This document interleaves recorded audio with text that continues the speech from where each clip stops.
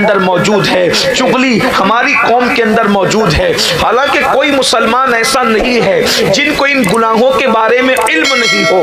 کوئی ایسا کہہ سکتا ہے کہ غیبت حرام ہے، یہ مجھے نہیں معلوم؟ کوئی مسلمان ایسا کہہ سکتا ہے؟ نہیں کہہ سکتا۔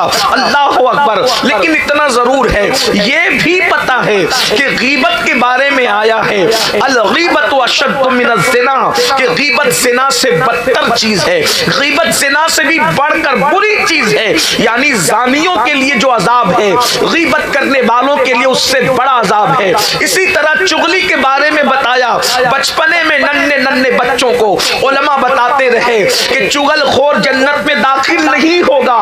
یہ اللہ کے رسول کا فرمان ہے، یہ مالک جنت کا فرمان ہے، یہ مصطفیٰ جان رحمت کا فرمان ہے۔ اللہ اکبر۔ جو کسی کی زمین پر حصہ، جو کسی کی زمین پر قبضہ کر لے، اگر 1 انچ زمین پر قبضہ کیا ہے تو نیچے نیچے نیچے نیچے 7 طبق زمین اتنی کاٹ کر نکالی جائے گی اور اس کی گردن کے اندر پہنا دیا جائے گا۔ اور کب تک پہنایا جائے گا؟ جب تک لوگوں کا حساب و کتاب نہیں ہو جاتا۔ کہاں اللہ اکبر۔ ارے اتنے پھول اپنی گردن میں ڈال کر اجتماع کے محفل کے اخیر تک بیٹھ کر کے بتا، پھر گھر جا کے پتا چلے گا کہ گردن کی کیفیت کیا ہوتی ہے۔ مسلمانوں، جب 50 پھولوں کا گجرا ہمیں جلسے کے اینڈ تک پہن کر نہیں بیٹھ سکتے تو اللہ اکبر، وہ قیامت کا 50,000 سال کا دن، اور جتنی زمین پر کسی کے قبضہ کیا ہے وہ 7 طبق زمین کاٹ کر جب گردن میں ڈالی جائے گی، ہمارا کیا بنے گا؟ سب مسلمانوں کو پتا ہے، سب مسلمانوں کو معلوم ہے۔ لیکن اب مجھے بتاؤ، ہم گناہ کر رہے ہیں، کس مسلمان کو نہیں معلوم کہ میرے آقا فرماتے ہیں کہ جس نے جان بوجھ کر نماز چھوڑ دی اس کا نام جہنم کے دروازے پہ لکھ دیا جاتا ہے۔ بولو، روزانہ 5 مرتبہ جہنم کے دروازے پر ہمارا نام لکھا جا رہا ہے، ہمارے بچوں کا نام لکھا جا رہا ہے، ہماری بیوی کا نام لکھا جا رہا ہے۔ اس کے باوجود ہمارے کان پہ جو نہیں رینگتی، ہم کارپوریٹر کے، MLA کے، MP کے مکان پہ چکر لگانے لگتے ہیں۔ میرا نام پولیس کے رجسٹر میں آ گیا ہے، ذرا کٹوا دیجئے۔ بھائی پولیس زیادہ سے زیادہ کیا کر لے گی؟ 4 ڈنڈے مارے گی، جیل میں ڈالے گی۔ اللہ اکبر۔ لیکن اللہ اکبر، اندازہ تو کریں، پولیس کے رجسٹر میں نام آ جائے، راتوں کی نیند اڑتی ہے، روزانہ 5 مرتبہ جہنم کے دروازے پر نام لکھا جا رہا ہے۔ بولو ہمارا کیا حال ہے؟ اس کو کٹوانے کے لیے کوشش کی، اس کو کٹوانے کے لیے ہم نے کوئی جو ہے اللہ اکبر کاروائی کی۔ یہاں تو حال یہ ہے، میں اپنے ملک کی پولیس کے لیے نہیں کہہ رہا ہوں، مطلقاً پوری دنیا کے لیے کہہ رہا ہوں، پولیس والوں کا حال یہ ہوتا ہے عام طور پہ پوری دنیا میں رشوت لے کے نام کاٹ دیتے ہیں، کوئی بڑے آدمی کو لے جاؤ تو نام کاٹ دیتے ہیں، اسی طریقے سے ان کو جو ہے وہ دھمکا دو بھی تو نام کاٹ دیتے ہیں، ایک چائے پلا دو تو بھی نام کاٹ دیتے ہیں۔ لیکن جہنم کے دروازے پر جن فرشتوں نے نام لکھا ہے، وہاں رشوت دے کر کے نام نہیں کٹ سکتا، وہاں خالات دے کر نام نہیں کٹ سکتا، وہاں چہرہ دیکھ کے نام نہیں کٹ سکتا۔ ذرا سوچو تو صحیح، اتنا سب کچھ ہونے کے بعد گناہ گناہ گناہ پھر بھی گناہ کیوں کرتے ہیں؟ جس مذہب کی تعلیم یہ ہے جو کھڑے ہو کر پیشاب کرے گا، پیشاب کے چھینٹوں سے نہیں بچے گا، وہ بھی جو ہے وہ قبر میں عذاب بھگتے گا۔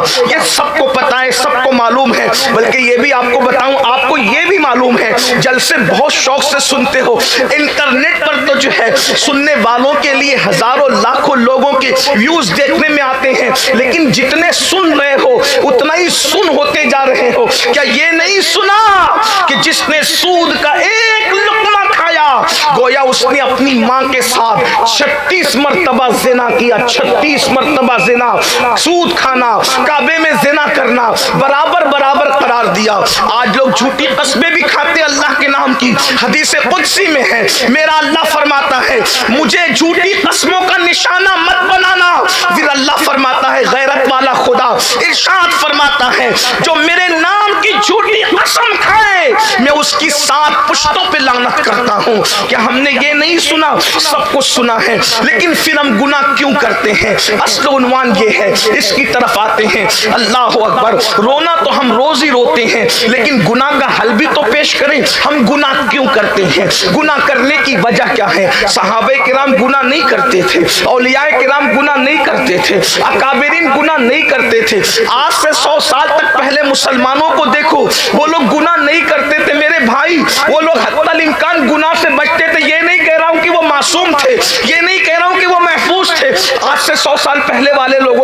رہا ہوں، صحابہ تو ہمارے عقیدے میں محفوظ ہے، اولیاء تو ہمارے عقیدے میں محفوظ ہے، اہل البیت تو ہمارے عقیدے میں محفوظ ہے، انبیاء کرام معصوم ہیں، لیکن آج سے 100 سال پہلے والے لوگ گناہ کیوں نہیں کرتے تھے؟ وہ محفوظ نہ ہونے کے بعد بھی گناہ کیوں نہیں کرتے تھے؟ اس کی وجہ یہ تھی، اللہ اکبر، آپ دیکھ لیں، چیک کر لیں اور اندازہ کر لیں وہ گناہ کیوں نہیں کرتے تھے، اور گناہ نہیں کرتے تھے اس کی برکتیں بھی ان کو ملتی تھی۔ آج ہم گناہ کیوں کر رہے ہیں؟ اس کی سب سے بڑی وجہ یہ، ہم قبر کو بھول چکے ہیں، ہم آخرت کو بھول چکے ہیں، ہم ہو یا آپ ہو، دنیا اتنی غالب آ گئی، دنیا دنیا دنیا، ہائے رے دنیا، ہائے رے دنیا، دنیا میں ڈوب گئے۔ دیکھو میں یہ نہیں کہتا دنیا چھوڑ دو، اسلام نہ ترک دنیا کی بات کرتا ہے، اسلام نہ غرق دنیا کی بات کرتا ہے، اسلام کہتا ہے دنیا میں رہ کر جیو، دنیا کے اندر تم رہو، تمہارے اندر دنیا نہیں آنا چاہیے، تمہارے اندر تو تصور آخرت ہو۔ ہم آخرت کو بھول چکے ہیں، ہم قبر کو بھول چکے ہیں۔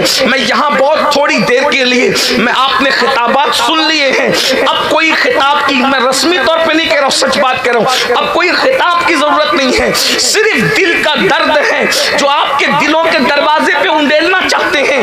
اللہ کرے دلوں میں بات اتر جائے، خدا ہماری زبانوں میں اثر پیدا کر دے، ہماری بہنوں کے دلوں میں بات اتر جائے۔ بھائیو، قبر کو بھول چکے ہم، میدان محشر کو بھول چکے ہم، بلکہ بہت سارے مسلمان کہلانے والے تو ایسے بھی ہیں جن کو یقین ہی نہیں ہے کہ مرنے کے بعد اٹھنا بھی ہے، جن کو یقین ہی نہیں ہے کہ میدان محشر بھی ہوگا، اس لیے وہ بالکل فرعونوں کی طرح، نمرودوں کی طرح اپنی زندگی کو گزار رہے ہیں، یہاں پر حرام کام کھلے عام کرتے ہیں، کون کیا کر لے گا، جھوٹ کھلے عام بولتے ہیں، کون کیا کر لے گا، اللہ اکبر۔ اسی طریقے سے تھوڑی سی دولت آ جائے تو ان کے اندر فرعونیت جاگ اٹھتی ہے، کون کیا کر لے گا۔ مگر مسلمانوں میں تمہیں کہتا ہوں، مسلمانوں کو پھر سے مسلمان بننے کی ضرورت ہے۔ قبر حق ہے، میدان محشر حق ہے، اس کی حقانیت کو مانے بغیر کوئی سچا مسلمان ہو ہی نہیں سکتا۔ یاد رکھو،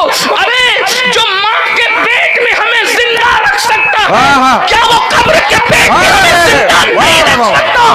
جو پہلی مرتبہ ہمیں پیدا کر سکتا ہے، کیا وہ دوسری مرتبہ ہمیں پیدا نہیں کر سکتا؟ اور پھر ہم جو سنی، جب ہم یہ مان چکے کہ عبدالقادر جیلانی کی ٹھوکر سے مردہ زندہ ہو سکتا ہے، جب عبدالقادر کی قوت کا یہ عالم ہے تو قادر کی قوت کا عالم کیا؟ نعرہ تکبیر، نعرہ رسالت، حضور سید صاحب۔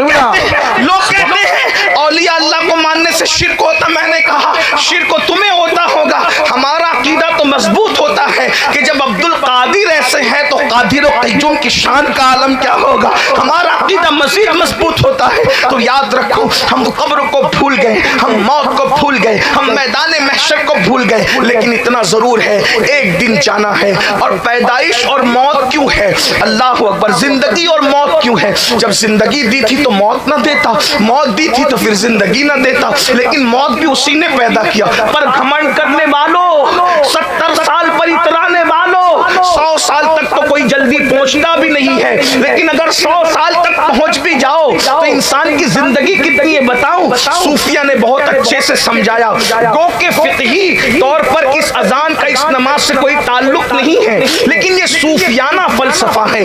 جب بچہ پیدا ہوتا ہے اس کے کان میں اذان پڑی جاتی ہے اور اس کے بائیں کان میں اقامت پڑی جاتی ہے، اور جب انسان مر جاتا ہے تو اس کی نہ اذان ہوتی ہے نہ اقامت ہوتی ہے، ڈائریکٹ نماز ہوتی ہے۔ صوفیہ کہتے ہیں کیا پتا چلا اے پیدا ہونے والے مسلمان، تیرے کان میں اذان بھی ہو گئی، تیری اقامت بھی ہو گئی، اب تیری جماعت کھڑی ہونے والی ہے، تو اقامت اور جماعت کے درمیان جتنا وقفہ ہے بس اتنی ہی تیری زندگی ہے۔ اتنی تھوڑی سی زندگی میں اب چاہے تو تو جنتی بن جا، چاہے تو جہنمی بن جا، چاہے تو نیک عمل کر لے، چاہے تو بدعملی کر لے، چاہے تو تو سجدوں سے زمین کو آباد کر دے، یا تو پھر تو گندگی سے زمین کو گندا کرنے کی کوشش کر لے، تو جو چاہے کر لے، حلال کھا کے خدا کو راضی کر لے یا حرام کھا کے اللہ کو ناراض کر لے۔ بہت تھوڑی زندگی لے کر آئے ہو، جو ہماری عمر کے لوگ یہاں موجود ہیں، 35-40 سال کے جو لوگ ہیں، ذرا مڑ کر دیکھیں 35-40 سال کہاں گزرے،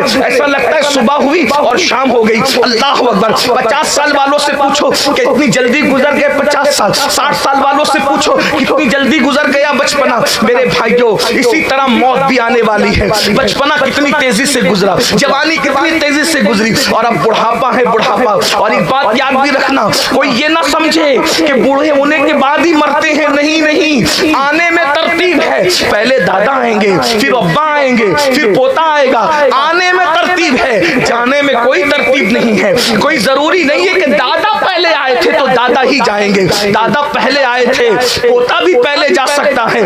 اس لیے بڑھاپے کے انتظار میں نہ رہنا. اور یہ موت کیا ہے؟ اللہ اکبر. آئیے میں آپ کے سامنے موت کا فلسفہ رکھوں, ذرا غور سے سننا میرے بھائیوں. جس گھاٹی سے گزرنا ہے, رات کی تاریکیوں میں زنا کی فلمیں دیکھنے والوں, کانوں میں ایئر فون لگا کر گانے اور غزلیں سننے والوں, گندی فلموں کے چکر میں 3 گھنٹے ضائع کرنے والوں, دولت کے نشے میں زنا کے اڈوں کو آباد کرنے والوں, بدکاری اور بدفعلیوں کی طرف یہ سوچ کر جانے والوں کہ کون دیکھ رہا ہے. بتاؤں تمہیں کون دیکھ رہا ہے؟ قرآن کہتا ہے ان اللہ کان علیکم رقیبا. اللہ تمہیں دیکھ رہا ہے, تم پر کڑی نگرانی فرما رہا ہے. ہوا معکم اینما کنتم, تم جہاں کہیں ہو اللہ تمہارے ساتھ ہے. کتنا ساتھ ہے؟ نحن اقرب الیہ من حبل الورید. اللہ دیکھ رہا ہے. ایک بات کہوں, کیا ہم منافق تو نہیں ہوگے؟ کیا معاذ اللہ ہم زندگیت کی طرف تو نہیں جا رہے ہیں؟ کیوں؟ اگر مفتی صاحب, عالم صاحب, ڈاکٹر صاحب, انجینئر صاحب, سیٹ صاحب دیکھ رہے ہیں اور ہم کھانا کھا رہے ہیں, تو ہم لوگ دیکھ رہے ہیں تو ان کے سامنے بڑا لقمہ نہیں کھاتے. لوگ دیکھ رہے ہیں, لوگ دیکھ رہے تو ان کے سامنے ہم گوشت نہیں کھاتے. لوگ دیکھ رہے ہیں. اگر CCTV کیمرہ لگا ہو تو لوگ دیکھ رہے ہیں تو پان کی پچکاری نہیں, تھکتے گٹکے کی پچکاری. لوگ دیکھ رہے ہیں. سوچو تو صحیح, وما قدر اللہ حق قدری. تم نے اپنے خدا کی, اپنے اللہ کی وہ قدر کی ہی نہیں جو قدر کرنے کا حق تھا. اگر ہم دیکھ رہے ہیں, کوئی سیٹ صاحب, کوئی عالم صاحب, مفتی صاحب اور شیخ الحدیث صاحب, ڈاکٹر, انجینئر, جج کوئی دیکھ رہا ہو تو آپ بڑا لقمہ نہیں کھاتے. اللہ جنگ کا اعلان کرے, وہ قوم سکون سے کیسے رہ سکتی ہے؟ بولو کیا گھما پھرا کر سود نہیں کھا رہے ہو, سود کے دھندے نہیں کر رہے ہو؟ اللہ اکبر. ذرا غور تو کریں, سور نہیں کھاتے, اور سور اس لیے نہیں کھاتے کہ حرام ہے. اگر حرام ہونے کی بنیاد پہ سور چھوڑا ہوتا تو سود بھی چھوڑ دیتے, شراب بھی چھوڑ دیتے, نشہ بھی چھوڑ دیتے, جھوٹ بھی. ہم سور حرام ہے اس لیے نہیں چھوڑا, سور ہمیں پسند نہیں ہے اس لیے چھوڑا. کہ سور کو حرام کا, اس قرآن نے جھوٹ کو بھی. اس کا مطلب ہم اپنی طبیعت کے بندے ہیں. امام نے اسی لیے تو کہا تھا, اور سن لے آدھا میں بگڑنے کا نہیں. سن لے آدھا میں بگڑنے کا. جو ہمارے بگڑنے کے متمنی ہیں وہ خیال دل سے نکال دے. میرے امام نے کہا تھا سن لے آدھا میں بگڑنے کا نہیں, وہ سلامت ہے بنانے والے. سبحان اللہ, سبحان اللہ. جگمگا اٹھتی میری گور کی خاک, تیرے قربان چمکنے والے. حسن تیرا سا نہ دیکھا نہ سنا, کہتے ہیں اگلے زمانے والے. اور کیوں رضا آج گلی سونی ہے, اٹھ میرے دھوم مچانے والے. نعرے تکبیر, نعرے رسالت,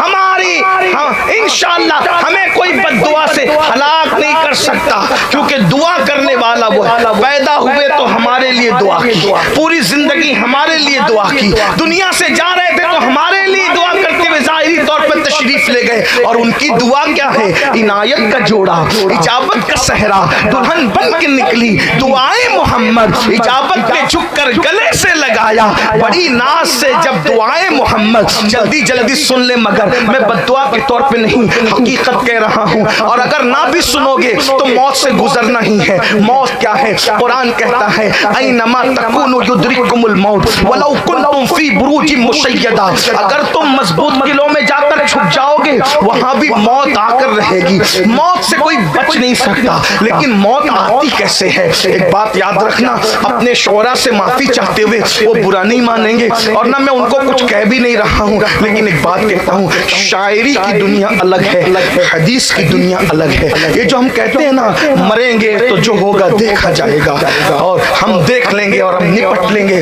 ایک بات آپ سے کہتا ہوں, دیکھو یہ شاعری کی حد تک ٹھیک ہے, شاعر کو اجازت ہے, لیکن حدیث کچھ اور کہتی ہے. آپ کو بتاؤں, نیک لوگوں کی بھی موت بہت آسان نہیں ہوتی. حدیث کی دنیا میں اگر چلو, نیک لوگوں کی موت بہت آسان نہیں ہوتی. آپ کو بتاؤں, جب حضرت سیدنا عیسیٰ علیہ السلام کو, میری بہنوں کی بھی توجہ, عیسیٰ علیہ السلام کو اللہ نے مردہ زندہ کرنے کے معجزے سے نوازا, تو حضرت عیسیٰ علیہ السلام کو ماں کی یاد آ رہی تھی. ماں کا انتقال ہو چکا تھا. کون سی ماں؟ مریم بطول, جس کو کبھی کسی اجنبی مرد نے دیکھا نہیں, ہاتھ لگانا تو دور کی بات, کبھی دیکھا نہیں. حضرت جبریل کو لباس بشر میں اپنے حجرے میں دیکھ کر کے اللہ کی پناہ طلب کرنے لگی. ذرا غور فرمائیں, اللہ اکبر, جس نے کبھی اپنا حجرہ نہیں چھوڑا, وہ مریم جو بھانجی ہے پیغمبر کی, وہ مریم جو ماں ہے پیغمبر کی, وہ مریم جو خالہ ہے پیغمبر کی. اللہ اکبر, وہ مریم جس کو قرآن بطول کہتا ہے, وہ مریم جس کو قرآن پاک باز کہتا ہے. 3 صورتوں میں اللہ نے جس کی طہارت بیان کی اسے مریم کہتے ہیں. وہ حضرت مریم, اللہ اکبر, بے موسم کا پھل جس کے حجرے میں لایا جاتا تھا. اللہ اکبر, اس مریم کے مزار پر آ کر ان کے صاحبزادے, ان کے بیٹے حضرت عیسیٰ کہتے ہیں, امی, میری امی تمہاری یاد آتی ہے, میں چاہتا ہوں کہ میں تمہیں زندہ کروں اور دنیا میں لاؤں, کیونکہ یہ معجزہ اللہ نے مجھے دیا ہے, تو میں چاہتا ہوں تمہیں زندہ کروں, دنیا میں لاؤں. ماں کی محبتیں, ماں کا پیار, ماں تو ہوتی وہ چیز ہے جس کے پاس ماں نہ ہوگی کتنا ہی بڑا ہو, ماں کی یاد ضرور آئے گی. اور جس کے پاس تو باپ بھی نہ تھا, صرف ماں ہی تھی, اللہ اکبر, جس کو خدا نے اپنی قدرت کاملہ سے بن باپ کے کماری مریم سے صرف ماں سے پیدا کیا تھا, اس کے لیے تو ماں ہی سب کچھ تھی. تو ماں کے مزار پہ کہتے ہیں, ماں میں تمہیں زندہ کر کے دنیا میں لانا چاہتا ہوں. تو قبر سے آواز آتی ہے, میرے بیٹے عیسیٰ, پھر اس زندگی کے بعد پھر مرنا پڑے گا, پھر روح نکلے گی, پھر روح نکلے گی. تو کہتے ہیں ہاں ماں,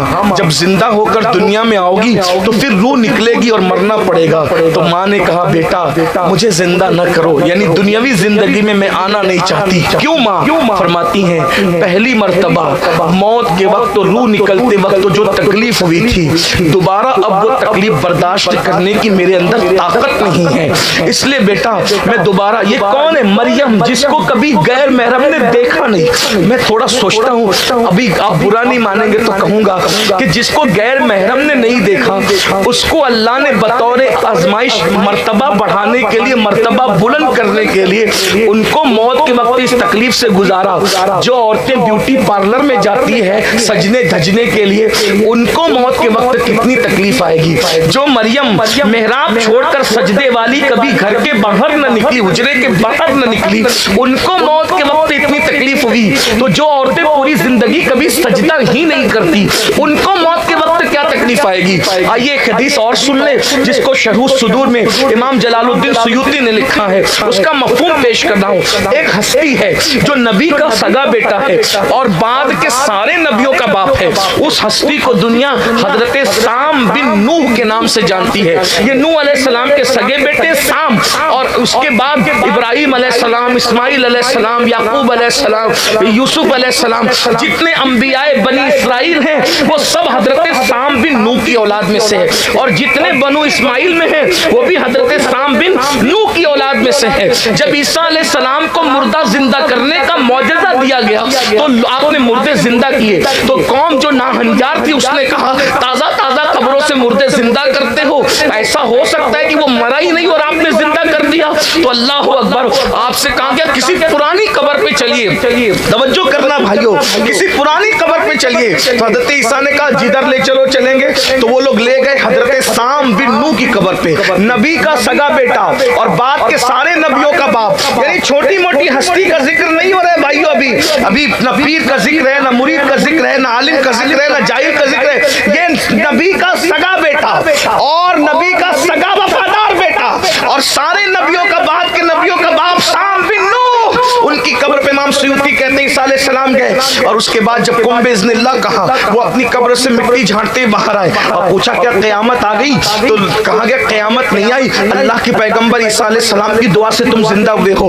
تو کہا بتاؤ کیا حال ہے؟ تو کہا کم و بیش 4000 سال سے زیادہ عرصہ بیت گیا ہے میری موت کو، لیکن روح نکلتے وقت جو تکلیف ہوئی تھی وہ درد میں ابھی بھی محسوس کر رہا ہوں، ابھی بھی وہ درد ختم نہیں ہوا ہے۔ نبی کا سگا بیٹا ہے، بعد کے سارے نبیوں کا بابا ہے، اور موت کی تکلیف کا یہ حال ہے۔ مسلمانوں ذرا بتاؤ تو صحیح، اچھے لوگوں کو یہ موت ہے، لیکن یہ موت کی تکلیف ان کے درجات کی بلندی کے لیے ہے۔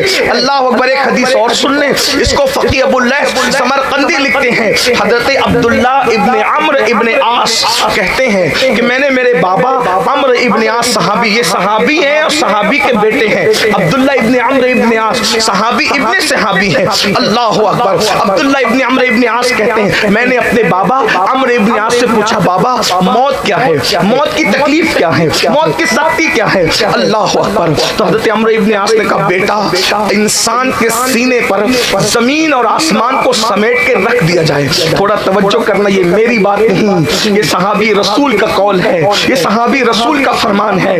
ہائے مسلمان، اپنی زندگی کو کب تک رنگ ریلیوں کے اندر گزارو گے، کب تک عیاشیوں میں گزارو گے؟ موت آئے گی تو پچھتاؤ گے میرے بھائیوں۔ آج اللہ کے عذاب کا سن کر، اللہ کے عذاب کی باتیں سن کر ہنسنے والوں اور ہنس کر کے اڑا دینے والوں، مسجدوں کو ویران کرنے والوں، ایک دن میں 3 مرتبہ پیٹ بھر کے کھا کے خدا کی قدرت کو بھول جانے والوں، قبر اور آخرت کو نظر انداز کرنے والوں، موت کی فکر سے بے فکر ہو جانے والوں، ذرا تصور تو کرو۔ صحابی رسول کہہ رہے ہیں بیٹا انسان کے سینے پر اگر زمین اور آسمان کو سمیٹ کر رکھ دیا جائے تو اتنی تکلیف نہیں ہوتی، جب انسان کو موت آتی ہے روح نکلتے وقت تو اس کو اتنی تکلیف ہوتی ہے۔ ذرا سوچنا میرے بھائی، میرے عزیز، ہائے ہائے، اگر ہم 10-20 کلو کا وزن پیٹ پہ اٹھا لیں تو ہم ہانپنے لگتے ہیں، لیکن یہ زمین اور آسمان سے وزنی اگر کوئی چیز ہمارے سینے پہ رکھی جائے تو کیا ہوگا؟ عمرو ابن عاص کہتے ہیں میرے بیٹے اسی پر بس نہیں، جب روح نکلتی ہے تو ایسے لگتا ہے جیسے انسان اپنی ناک سے سانس نہیں لے رہا ہے بلکہ سوئی کے ناکے سے سانس لے رہا ہے۔ ذرا سوچو تو صحیح، یہ ناک اگر نزلے سے بھر جائے تو راتوں کی نیند اڑ جاتی ہے، جب موت کے وقت یہ کیفیت ہوگی کہ اللہ اکبر، ناک سے نہیں بلکہ سوئی کے ناکے سے سانس لی جا رہی ہوگی، اس وقت ہمارا کیا بنے گا؟ پھر اس کے بعد عمرو ابن عاص کہتے ہیں میرے بیٹے اگر کسی کے پیٹ میں ببول کا درخت کو گھسا دیا جائے اور نیچے سے اس کو کھینچا جائے اور سارے کانٹے اس کے ایک ایک رگ میں سما جائے، جب کھینچا جائے گا تو اس کی کیفیت کیا ہوگی؟ فرماتے ہیں اس سے زیادہ میں موت نہیں بتا سکتا، اس لیے کہ موت اگر جانوروں کو بتا دی جاتی کہ موت کیا ہے تو تمہیں کوئی گوشت والا جانور نہیں ملتا جو اس کا تم گوشت کھا سکتے تھے۔ میرے آقا فرماتے ہیں سچے رسول، صادق و مصدوق، مصطفیٰ کریم رؤوف الرحیم صلی اللہ علیہ وآلہ وسلم کہ اگر موت لوگوں کو بتا دی جائے تو لوگ ایسے گھلنے لگیں گے جیسے پانی کے اندر نمک گھلنے لگتا ہے۔ یہ اپنے آقا کا فرمان ہے، اس گھاٹی سے گزرنا ہے، اس وادی سے گزرنا ہے، اللہ اکبر، موت اسے کہتے ہیں۔ اور آپ کو بتاؤں، آئیے آگے بڑھتے ہیں، فتاوی رضویہ جلد 9 میں امام اہل سنت مردے کی بے کسی اور بے بسی کو اور قبر کے احوال بیان کرتے ہوئے ہم نے بہت کہا نا، قبر میں جو ہوگا دیکھا جائے گا، جو ہوگا دیکھا، یہ جو ہوگا دیکھا جائے گا، یہ ان لوگوں کے منصب تھے جن لوگوں نے کہا تھا میری آپ کی اوقات نہیں بھائیوں، جن کو 5 کلمے بھی نہیں آتے ہوں، جو لوگ کبھی مسجد کا منہ بھی فجر میں دیکھنے نہیں جاتے ہوں، وہ کیا دیکھیں گے؟ آئیے امام اہل سنت جن کے مسلک کا ہم نعرہ لگاتے ہیں اور حق لگاتے ہیں، وہ اپنی کتاب فتاوی رضویہ 9 جلد کے اندر کیا لکھتے ہیں؟ فرماتے ہیں یہ موت کی تکلیف کوئی چھوٹی موٹی تو نہیں، جس کی ایک ضرب، فرماتے ہیں جس کی ایک موت کا ایک جھٹکا سینکڑوں تلواروں کی ضرب سے زیادہ سخت تر ہے، اللہ اکبر، یعنی سینکڑوں تلواریں ایک ساتھ جسم پہ ماری جائے تو اتنی تکلیف اور صدمہ نہ ہو جتنا موت کا صدمہ، اور موت کے ہر جھٹکے کی کیفیت کیا ہے؟ اللہ اکبر، فرماتے ہیں ہزاروں تلواروں کی ضرب سے زیادہ झटके।